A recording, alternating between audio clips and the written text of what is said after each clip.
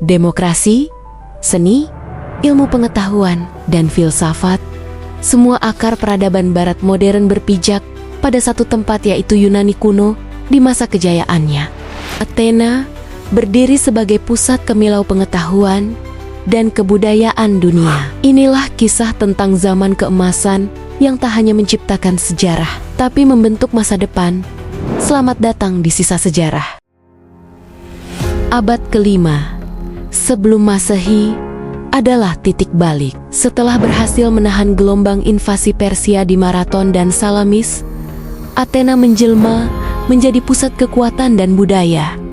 Kemenangan ini bukan hanya soal militer, tetapi simbol persatuan dan kebangkitan sebuah peradaban.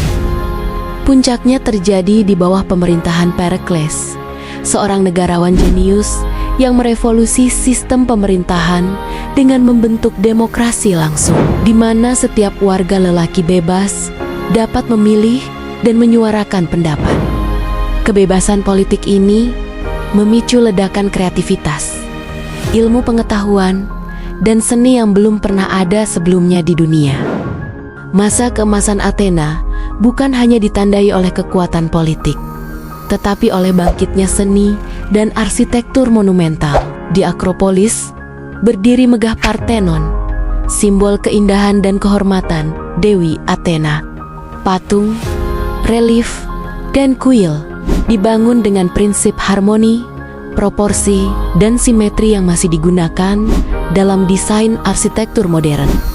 Seniman seperti Phidias menciptakan karya yang tak hanya indah tapi juga filosofis, menggambarkan kemuliaan manusia dan para dewa.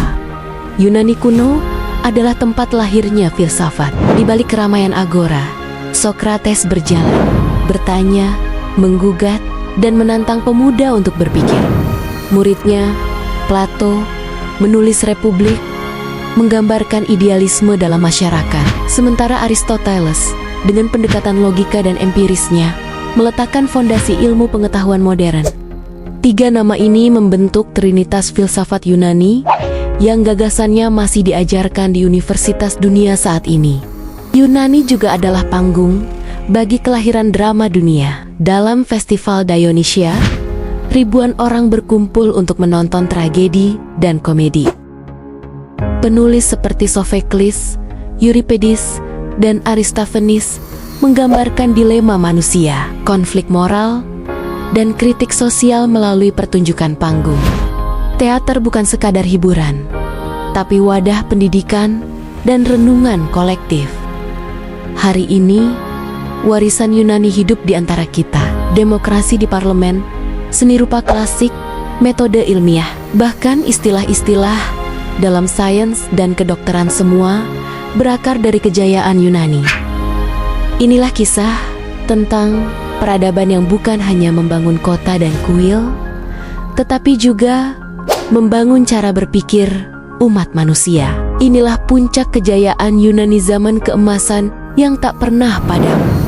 Inilah puncak kejayaan Yunani zaman keemasan yang tak pernah padam. Jika kamu menyukai kisah seperti ini, tekan tombol like, subscribe, dan nyalakan loncengnya untuk konten sejarah mendalam lainnya hanya di Sisa Sejarah.